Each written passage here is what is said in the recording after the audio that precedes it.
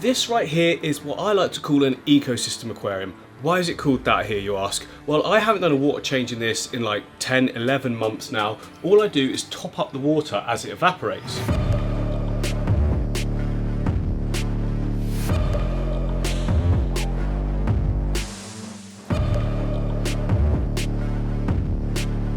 The whole thing just sort of runs itself. A little bit of feeding for the fish, but they're reproducing and they're constantly making babies. It's like I say, one big ecosystem that just goes round and round and round. But what about the excess nutrients from the evaporation, I hear you ask? Well, it seems to be covered with trimming plants out, removing floating plants that you can see at the back there as well. And all of that combined means that nutrients in the water, like minerals and stuff like that, are all being exported, and we just get this nice balance. Now, this style of fish keeping has become pretty much the catalyst for all of my aquariums. The odd one is not like that, but the majority of them are, and I really enjoy making them that way. It's one of those things where you just sit back and watch the tank evolve. Now, I don't know about you, but I'm not one of those fish keepers that wants to be constantly cleaning glass, siphoning out, vacuuming sand. I do not vacuum any sand in my tanks. I never have. This is because I've got heavily planted tanks and I want the plant roots to use the nutrients that's going down into the substrate. Now, we also have this ecosystem bowl right here that's doing so well. It's been running for a good few months. It's got like 1 million views as well, the build video for that. So you guys really enjoyed it. It's home to a load of shrimp and snails, and I just do not do a thing to it. There's no filter in it at all, apart from the plant life, and it's just awesome. We've got that light just hanging right at the top, a little bit of sort of ambient light more than anything. It works so well. Now, what I want to do is create this on a much larger scale. So you can see down here, we've got coarse gravel, and then we've got it capped with sand. In between that is a layer of aquasoil as well in bags. Need to make that first in this tank here. This is the tank that I'm going to be using. What an absolute beast of a tank. This one's made by Aquariums for Life, and I'll put all the stats up on the screen of the size of it because I can't remember off the top of my head, but I know that it's deep. Look at how deep it is. Look at this. It's as deep that way as it is that way. Width and height are almost the same. I think it's 50 centimeters tall and 60 centimeters wide. So 2 foot wide, almost 2 foot tall, and 4 foot all the way across. Now, for the lighting, I'm using 2 strip LEDs. They're very, very cheap ones. I think they're like £40 for this, I don't know, 3.5 foot. I've just hung them from the ceiling with a little bit of fishing line, some hooks. They've been up there now for like well over a year, so I know it's all fine, it's all good. Now, these are the same lights as the ones we've got over there on the original ecosystem aquarium, and it's the same ones that I'm using here across the top of my shrimp rack, which is just doing so good. Look at that. Look at the tannins in the carbon rally tank.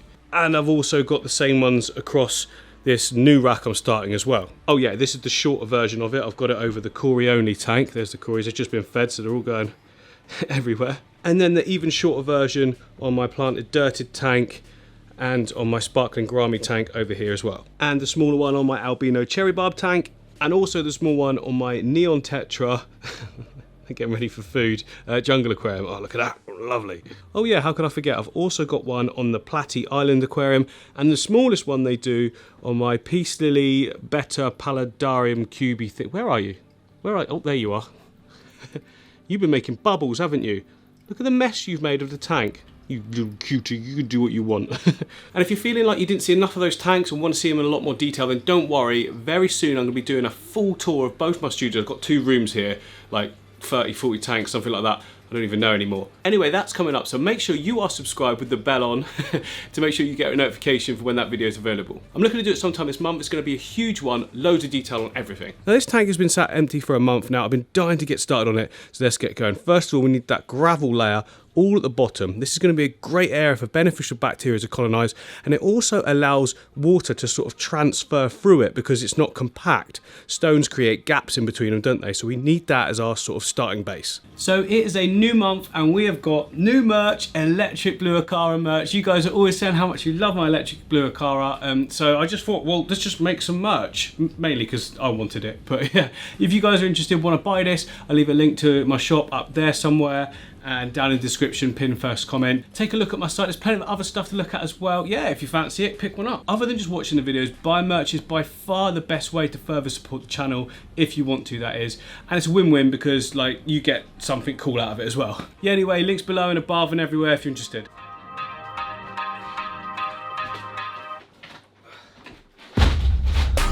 Right, it's just a couple of bags of like regular sort of gravel. It's quite dirty.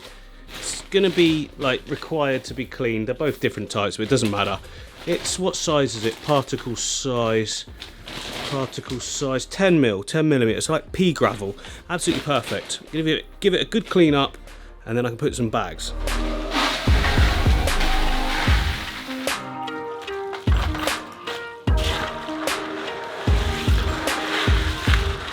And that right there is why we wash anything that we buy from a builder's merchant. This is going to take a while. Okay, there we go. There's some of that's half the gravel sort of washed. What I want to do now is put it in some media bags that I keep underneath my rainbow fish aquarium. I think is this one? No, that's my tools. This one. There we go. Media bags. Now these media bags are pretty awesome. They're completely made of plastic, so like the zips won't rust or anything.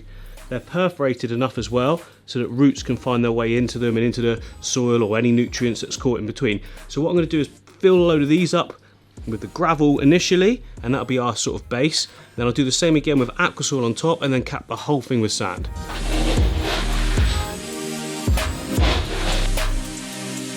There we go, I've got 4 bags. They're sort of half filled each so that they lay nice and flat without getting too thick. Let's chuck them in. Okay, sweet, that is the back layer done. Next up is the same thing again, but with aqua soil in 2 rows, one at the back on top of that, and then one in the foreground as well. And then we'll be ready to go. Now, I've been saving aqua soil from other previous scapes. Every time I break one down, I separate and keep the aqua soil. It's expensive stuff, so it's worth, you know, saving. And I've got lots of it down here. There we go. Look at that lot. It's all quite wet. It's going to make a mess and be a bit of a pain, but it's going to be worth it as well. Okay, there we go. 6 bags later. A massive mess. Totally worth it. Let's put them in.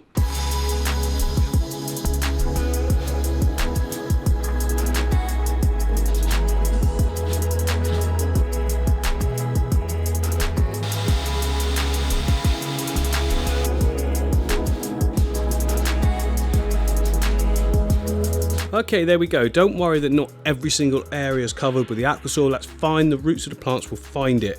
So the next job is to cap the whole thing in a good inch of sand. An inch at the front, probably do a couple of inches at the back.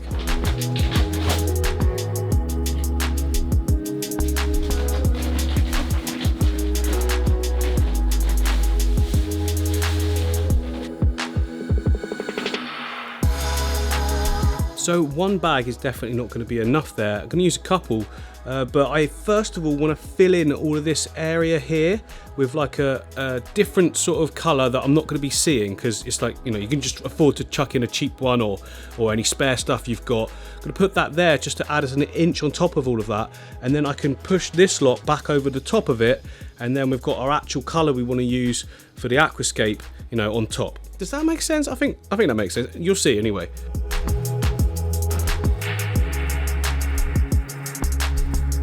Okay, that's what I mean. Now that looks ridiculous, doesn't it? But we're going to scoop the front over it and then cap it off a little bit more with some more of the actual sand colour that we want to use. It's a lot more natural in my opinion. I mean, that's got its place, but not for what I'm trying to do this time. Now, the likelihood of it all staying completely separate is quite low. It will merge together over time, but it will look sort of natural, and it will do it in a natural way, you know. It'll be quite sort of interdispersed. Is that a word? I don't know. We're going with that.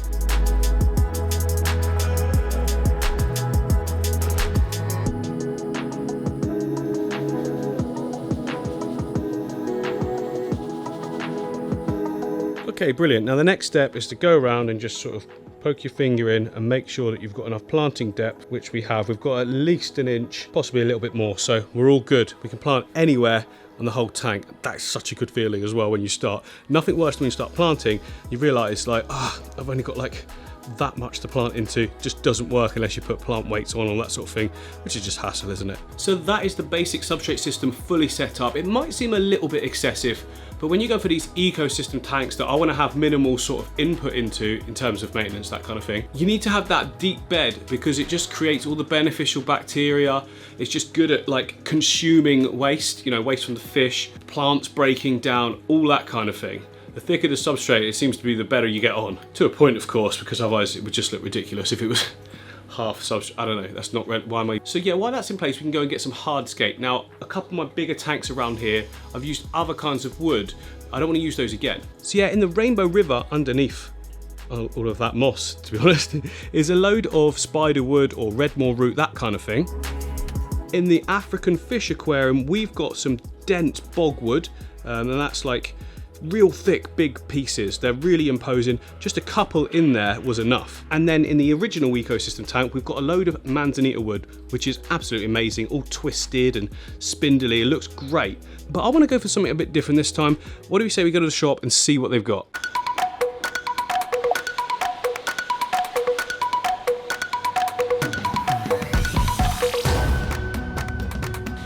Steamy. Okay. Yeah, we're good. Right. You're not there. So, okay, so we're back at Main Head Aquatics in Taunton, which is not Taunton, which is Wellington. Yeah. Here is Matt, beard out, no mask. Oh, it's an exciting times, isn't it? Full face reveal. Everyone's been waiting. Is that your best side? I don't know. Maybe. Yeah. Is that your best side? Yeah, it's probably back. I always find it funny when like YouTubers do this. Like, why do we want to see under your no?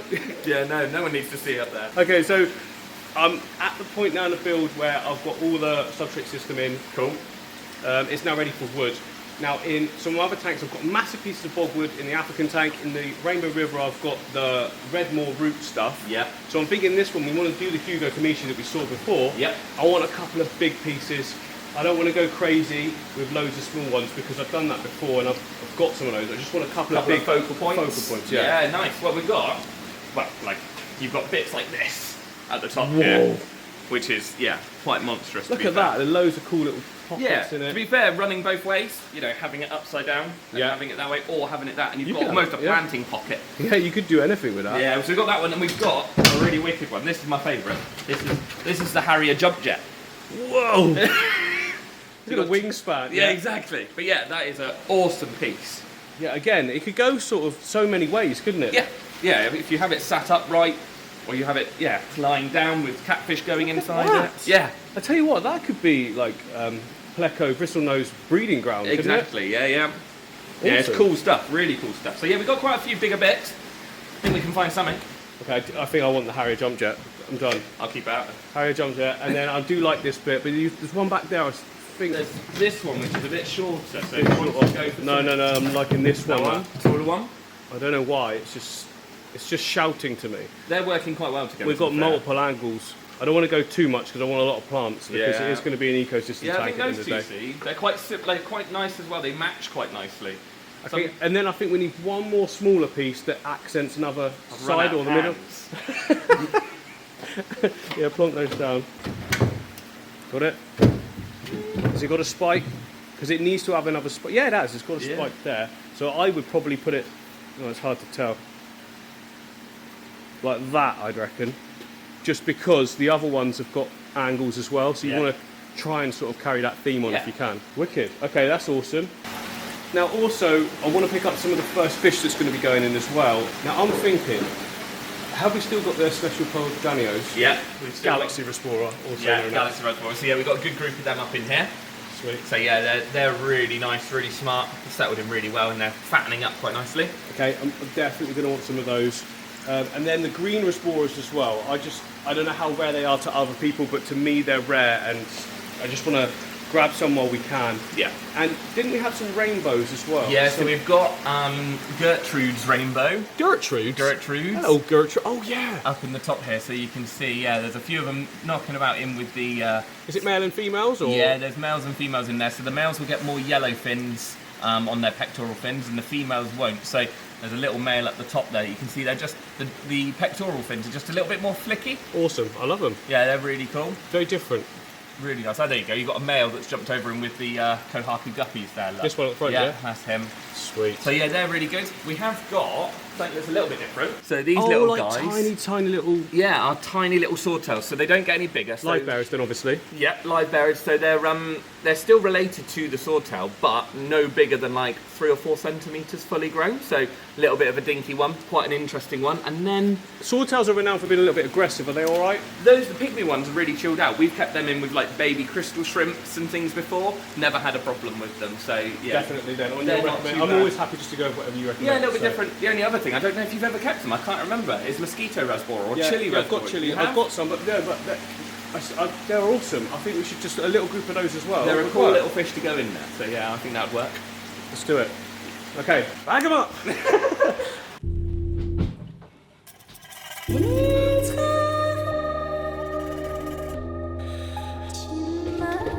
So we've got all our wood ready to go. I've actually got the fish in a storage tank over in the other studio. Yeah, I've actually got them all down here, look, all in there together.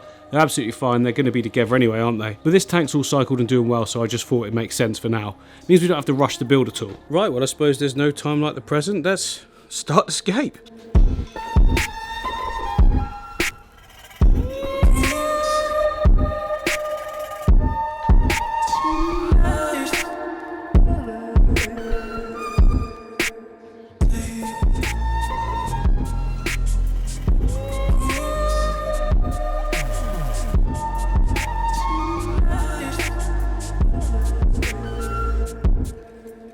Right, I always find a good move is just to chuck everything in like I have there. It's not quite what I want, but to be honest, that is perfect. I absolutely love that. Look at how, like, boom, it's like coming right out at us, isn't it? Now, there's an option of placing one of these right underneath it as well. So we've got, like, the 2 points there, and then the one piece at the back there, which I will bring forwards, to be honest, because I don't want it sat right at the back. It will just restrict the flow and make the whole thing a lot harder. But yeah, I'm going to adjust this one now, and then I can adjust that one behind after, and just see how it looks as we go.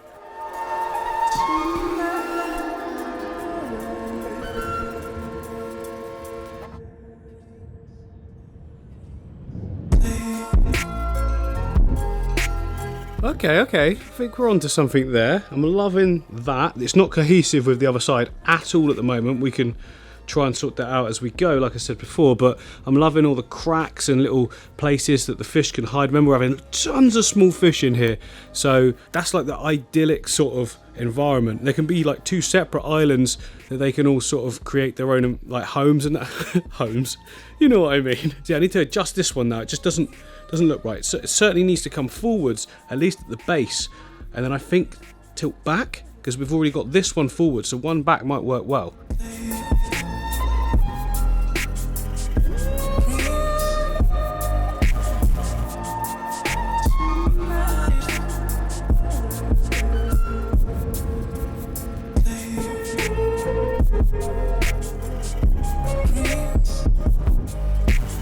Yeah, loving it. Like, once I twisted the angle more, it just gave the direction. We've got that, we've got that, we've got that, and then we've got the opposite there, and it just kind of just works, doesn't it?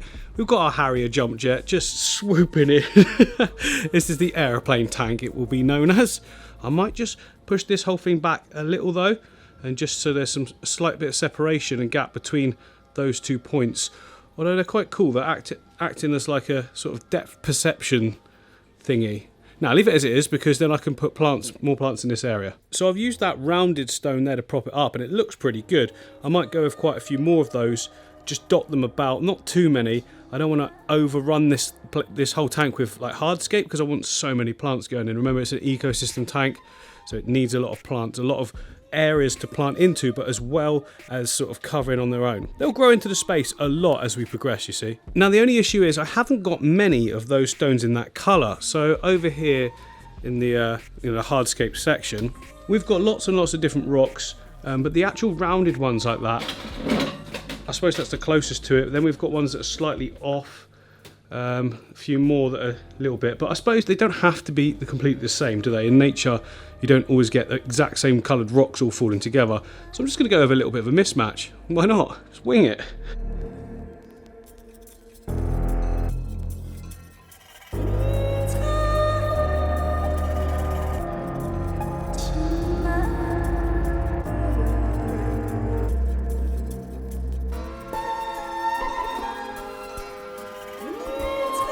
Right, looking pretty sweet. I mean, don't overthink it. Just get some stuff in there. I mean, the plants make everything look beautiful anyway, so I wouldn't worry too much. My one main tip when choosing Hardscape is just get big bits as you can for your tank. You know, get as much bang for your buck. And look at that. It's got full height of the tank. You know, we've not got tiny little stones either. If you've got to go out somewhere into your garden, dig it up and find some rocks and clean them off, whatever, do that. Got a load of these smaller pebbles now, which I think will go really, really well as like accents around this. I'm also going to be using even finer ones for loads of detail as well later on.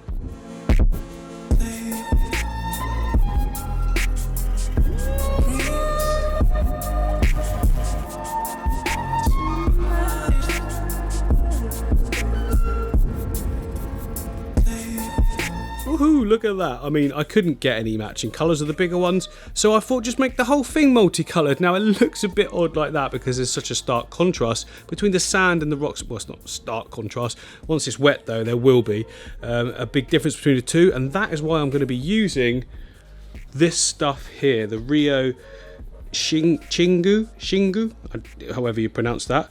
It's just an absolute mix. I don't know why I'm showing you the box. I can just get it all out. It needs washing first. I'm probably going to use this whole bag, to be honest. It needs washing, so I'm going to do that, and I'm going to dry it as well because it'll look just odd, a load of wet gravel in there. Plus, I find that if it's dry, it falls better. So there's a little tip there. If you're going to do detail stones, make sure they're dry. They fall in a much more natural way, and you don't have to sort of maneuver them in any way at all. They just go really good straight away.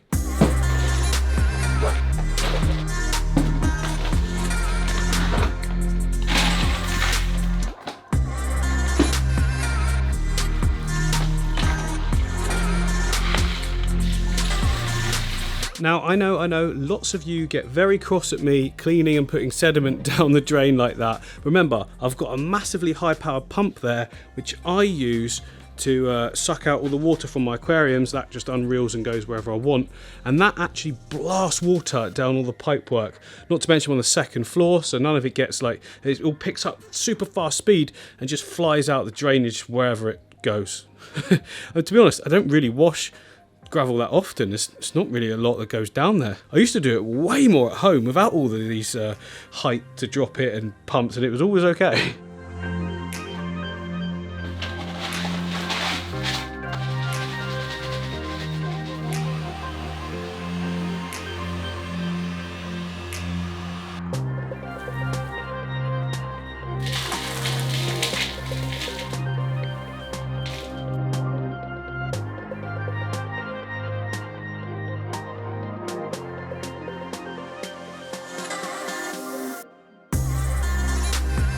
So like always guys, when you're adding your detail stones, you want to take it above it and just let go gently.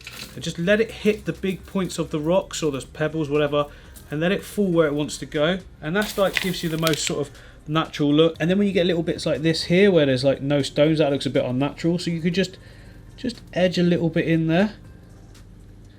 There you go, look at that, natural look. And then if you want to, you can just throw some there, throw some there. But the point is, don't be too extra careful with it. It's supposed to look like it's falling. It's all going to get moved around when we eventually put some nice rare cories in here anyway.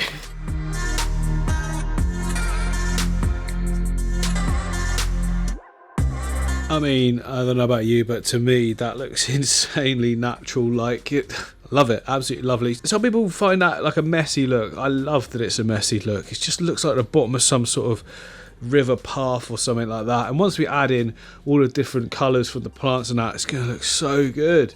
Right, first of all, what I need to do before we move on to any next stage is glue this wood to the rocks. I'm pretty sure this stuff just sinks anyway, but I do not want to take any chances. When I built this tank here, this is my Colombian one, I actually thought I stuck it down, I didn't, and halfway through the filling up, this whole big piece at the back just lifted up. I do not want that happening again. And to stick all the rock down, I'm going to be using this stuff. It's cyanoacrylate super glue gel form, which means that like you can put it in between cracks and it like fuses both sides, if you like.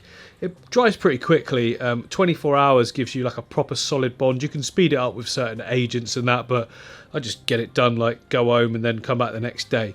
So you can tell how much I love it because I've got 1, 2, 3, 4, 5, 6, 7, 8.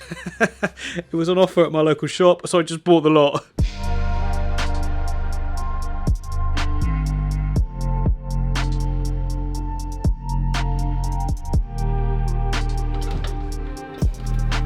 So I've walked in this morning and completely forgot I'd actually done this yesterday.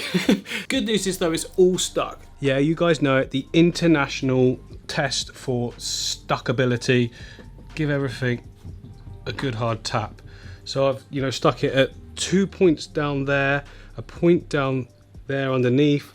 I've even put a rock at the back there to help out, rock out the back on that side, so it's just stuck on multiple points. That is not going anywhere, which means we can start planting. Yay! So late last week, so what's that, 4 days ago, I received my order of plants and I'm storing them next door. Yeah, here we go. I've got them down here. It's a bit steamed up, but we've got so many good plants. We've got loads of S. repens, loads of different Java ferns. We've got the Windelov, we've got Nano, we've got Trident, we've got Hydrocotyle Japan there, we've got Anubias Petite, Cryptocoryne parva, Cryptocoryne willisi, loads of BUSINESS, and Hygrophila pinnatophyta at the back there. I'm going to use most of these. And lots of you always say that I overplant. Yeah, I do. And I'm going to start with some mosses. I've got some Taiwan moss here. Java moss Taiwan. Taxophyllum alternans Taiwan. Yeah, so basically, once it grows in, it looks like this. Similar to this. I think this is Weeping, or is Taiwan? I think that is, I don't even know anymore. Anyway, to get that look, we need to wrap the wood with the moss and also with cotton thread. So yeah, look, I've got this cotton thread here, nice thin stuff. It's green as well, so you don't really see it. And what it does is it just locks it right onto the wood. And it means that when you come to trimming it later on, like, it doesn't move around loads and it just stays really compact and good. So for this one, I'm going to do not so much. Like, this scape here is very moss heavy, isn't it? It looks great, but it'll just look the same if we do that again. So I'm just going to do it on some like focal points of the edges of a few of the sticks. And the rest, I just want it to be like more Java ferny and more Anubias-y and BUSY. Don't know what I'm saying anymore. Right, so I'm going to wet the wood first, because if you wet it, I find that the moss sort of sticks to it a little bit better in the areas you want it. I don't actually know where I want it exactly yet, so I'm just going to wet everything. There we go. Actually, that's really showing up the colours as well of all the stones. Oh, it looks so good.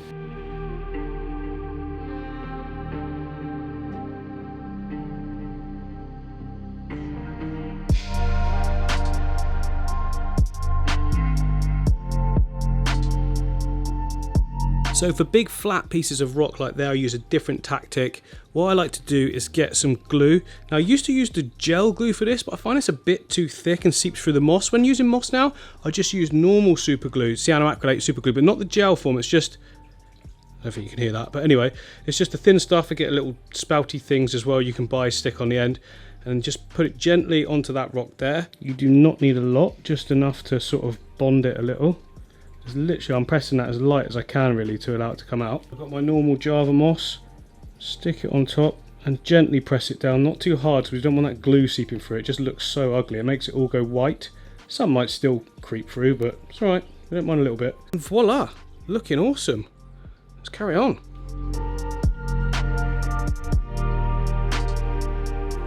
Right, that's enough moss for this scape, otherwise I'm going to be forever trimming.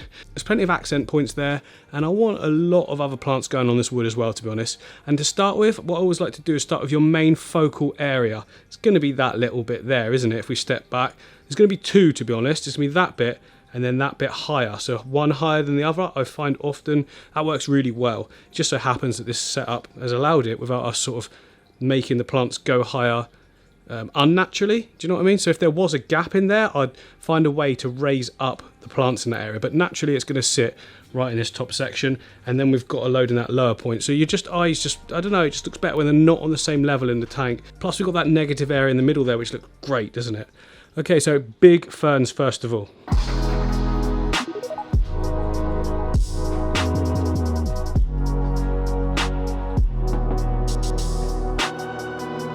So for the planting, we have got tropical plants. First of all, absolutely insane quality. I mean, look at them. They look amazing, don't they?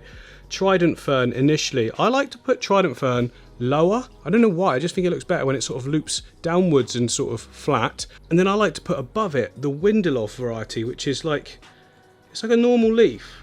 And at the end, for no apparent reason at all, it just goes bleh.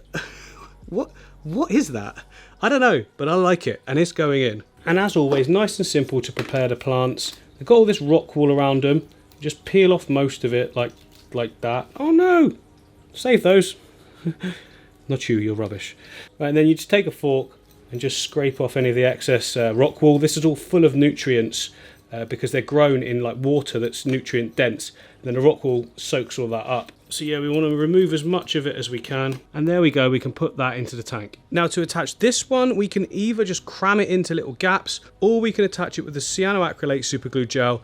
Not harmful to fish, shrimp, plants, it's all good. It basically goes into a hard plastic straight away. Many of you watching the channel will be sick of me saying that, but I just feel I have to say it for newcomers because I get loads of messages otherwise saying, you can't use glue. It's all safe, guys. We're good.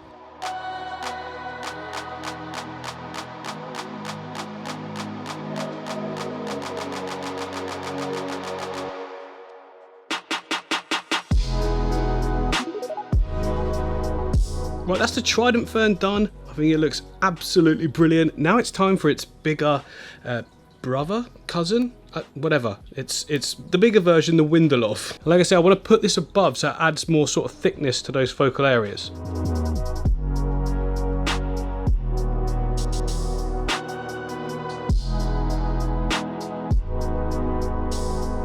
I mean, that looks pretty good just like that, right? But you know we're not going to stop there. Not by a long shot.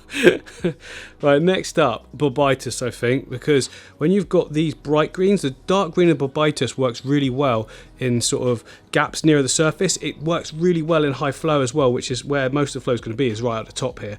So yeah, Bobitus in that area, I reckon. Somewhere over there, something like that.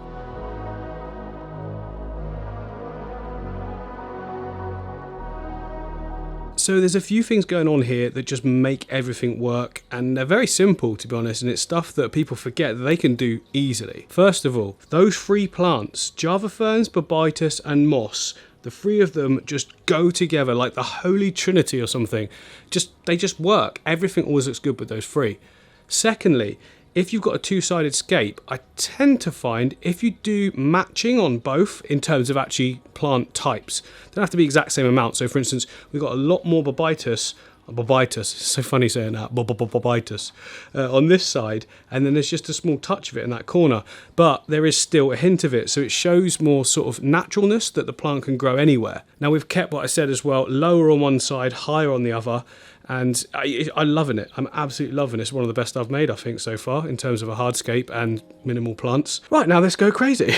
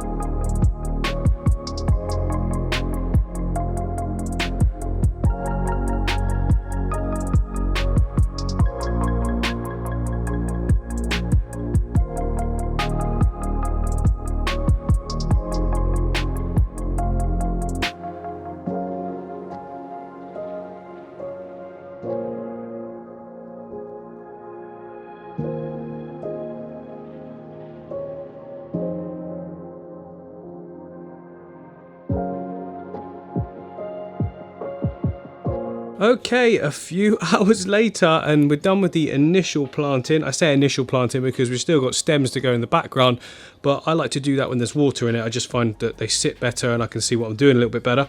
The reason it took so long, I suppose, is because I was going into loads of little detail on these border areas, and I think it's really paid off.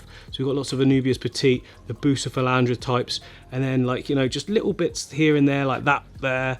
and then that little one just on the edge. I think it just adds more character. These little touches, yeah, they take a lot more time, you know, like out on the rock in the front there. And then this little one here, it all takes extra time, but it's so worth it, because look at the result we've got. Looking so good. Now, I have used a lot of pots for this. I wouldn't expect you guys to be using that many. So we've probably got about £400 or $600 worth of plants in total, including the stems we've got going in as well. Now, for your average hobbyist, that's going to be way too much, isn't it? I'd say use a third of that to start with, and then let everything grow in. Now, obviously, I'm an entertainment channel as much as I am an educational, and I like to go for that sort of finished impact look straight away. Therefore, I've got to spend more money and buy more plants, which I don't mind. End of the day, this is my main income, YouTube, and I've been talking for too much and they're starting to dry out. So now I'm going to fill the tank up with water.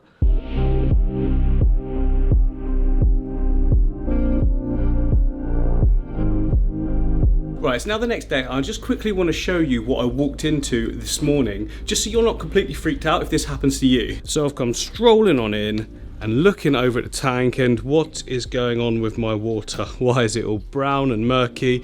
What's all this on the surface? Right, so the wood has released an absolute ton of tannins into the water. To be expected, it's not a problem. We can just do a quick water change, and actually, to be honest, for that amount of wood, that's not that bad. I've had it way worse before. So a quick water change, and we can get a filter in and get a bit of water movement as well.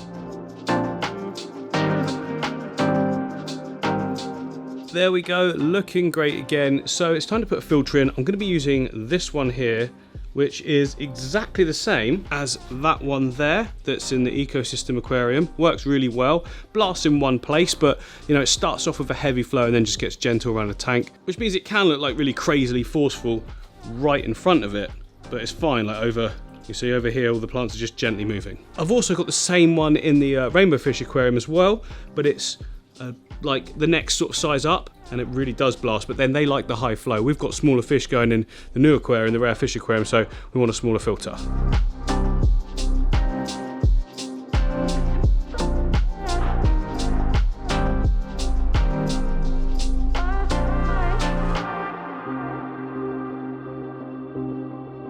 Right, now we're moving, we're looking good, we've got really good flow. That's the key to a successful aquarium, if I'm honest, is just keeping all that rubbish off the floor and into the filter at the back there, which you can just clean out once every couple of weeks or so.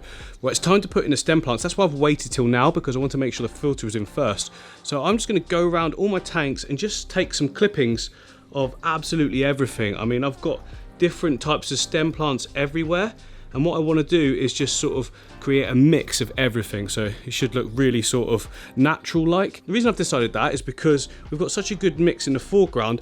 I think we should go for a real rough natural look in the back as well. It's not everyone's cup of tea. People like to keep like certain stems in bunches. I don't really like that. I just like a wildflower look.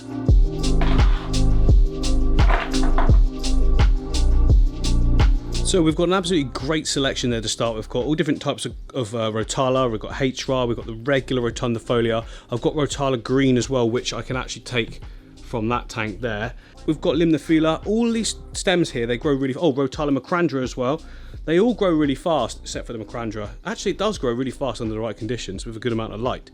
That's the hardest plant out of all of them to grow. It needs a good level, but we have got 2 of these lights blasting down, so we should be okay. Now all I'm going to do is like take a bunch like that, place it into some of the filter floss, and then stick one of the plant weights, or stick it into one of the plant weights, and then place it into the sand, and the roots will just work their way out and find their way in. You don't need it to be any more complicated than that. I don't want to plant these all individually, because in the high flow they're probably just going to get ripped up. I might have to adjust the flow, but we'll see once we get it in. I just find it all works better when they stay in bunches like this. Plus you can pull them out and move them around if you want to, anything like that.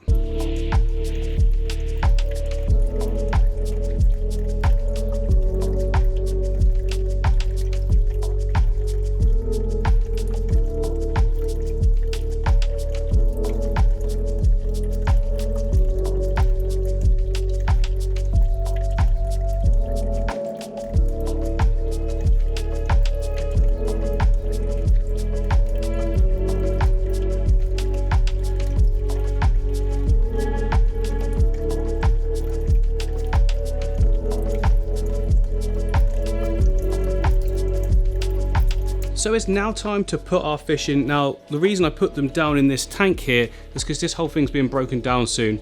It's too low. I don't like it down there. I'm going to build a whole new stand for the whole thing.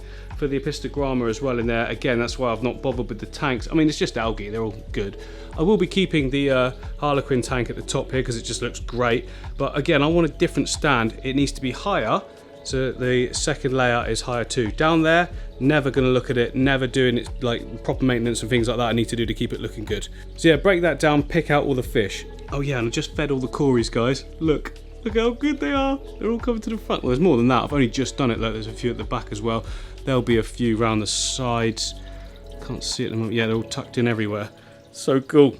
Ooh, so I'll collect... Well, I don't know what that noise was. So I've collected up all the fish. Now, it doesn't look like a huge amount in the jar thing ready to go in this massive tank. But, you know, we'll put them in, see how they're looking, and then maybe get some more. Again, you don't want to put too many fish into a new setup, but the bioload of all the ones I've got is going to be like negligible in such a big tank. We'll just see how it looks. Okay, here we go. We only really get one shot at this, so hopefully it looks good.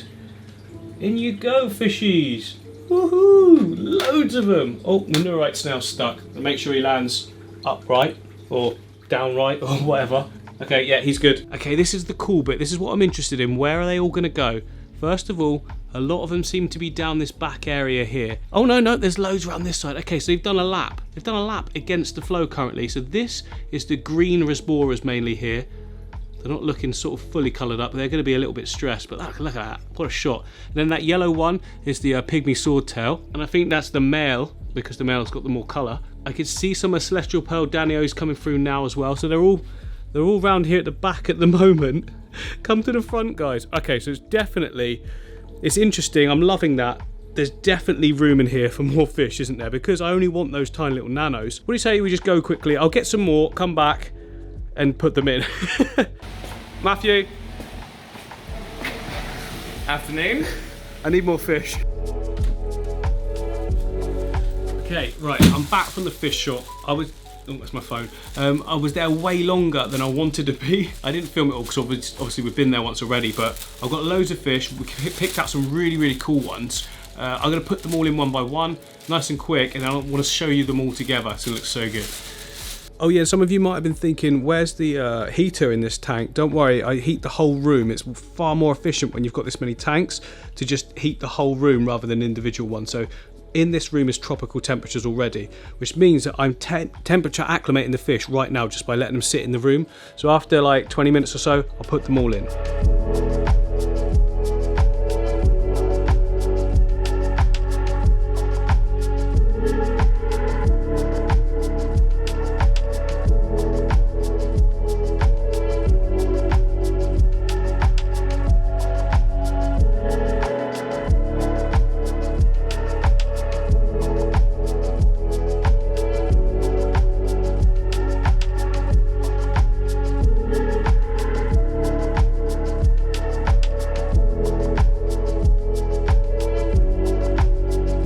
I mean, I can't be the only one, right, that thinks this is absolutely awesome. There is a lot of small, tiny fish there. Again, it's not a huge bioload though, but you're probably thinking, well, you've just set this tank up. How can you put that? Oh my goodness, look at all the rainbows. So we've got two different types of rainbows. We've got the guppies. We've got two sets of live bearers as well, which means that from the swordtails. So we're gonna have tons of babies. But yeah, getting back to cycling the tank. Lots of people do this cycling of a tank before they put fish in. I do what's called a fish in cycle, which is a lot more work if I'm honest, but it's just the way I like doing it. So I'm going to add beneficial bacteria now, and then every single day I'm going to do a 50% water change for about 2 weeks, and I'll be testing the water regularly as well, making sure that there's no spikes in ammonia, nitrite, that kind of thing. There shouldn't be at all, to be honest, because we're doing so much water changes. There's no chance for sort of any levels of toxicity to rise. Look at how cool this looks just standing back. It's so good, isn't it? Yeah, I opted for a few more of the chili Raspora as well. I just felt the first 10 wasn't enough, so we should have about 20 in there now. I mean, Matt did just take a big scoop, so it could be more, could be less, I don't know. And of course we've got the Emerald Dwarf Raspora as well in there, which are sort of cousins to the Celestial Pearl Danios. There's the Celestial Pearl Danio, there's the Emerald Raspora right behind it. Can we zoom in? It's so small. Where's he gone? Oh my goodness, this is going to be impossible, isn't it? I'll have to get my tripod out with some manual focus going on, I think, because the camera, they're so small the camera doesn't know where to pick up. But look, the whole tank, just look at it. It just looks so good, doesn't it? Wow, look at them all collected at the top. So guppies will sort of tend to float nearer the top than most. You've got all of your rainbow fish there as well, the 2 varieties, and they're going to also hang around in that top section. That's why I went and got those, because I want action all around the tank. Then we've got the green Resporer giving us all the action sort of lower down to mid-level. The swordtails seem to go anywhere they want, and then right at the bottom we've got those laser cories as well. Yeah, there's a couple right there in that middle section. They were at the front just a second ago, but settling in straight away, which is awesome. But yeah, first things first, beneficial bacteria.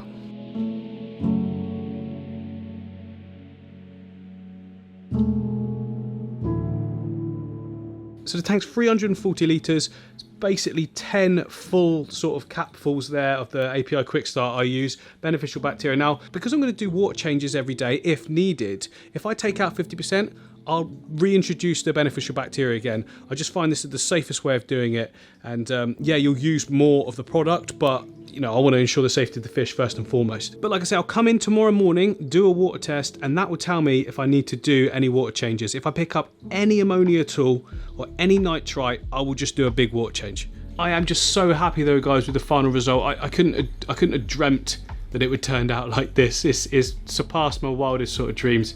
I think this is my favourite tank I've ever created, and I hope you guys have enjoyed it too.